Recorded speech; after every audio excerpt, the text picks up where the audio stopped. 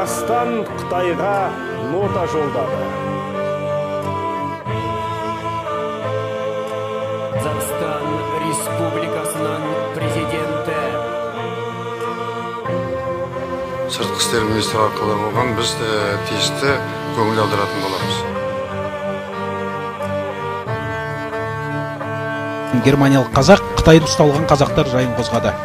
Киелі жиында ағайындар, анжақта қазіргі заманда шылдырып жатқан ағайындарды еске алып қойсақ, Тек сонда ғана азаттықтың ақ таңы. Әкем ата Америкаға, Қытайдар қамап. аға осы да естелік болса.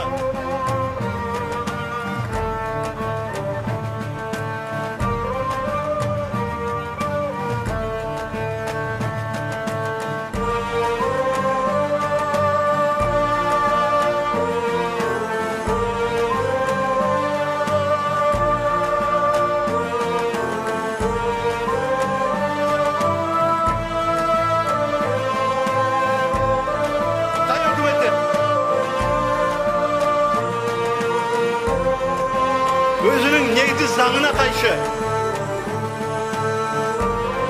халықаралық заңдарға қайшы,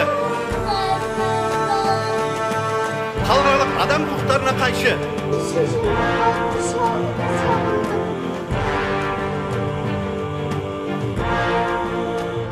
Сұрағанда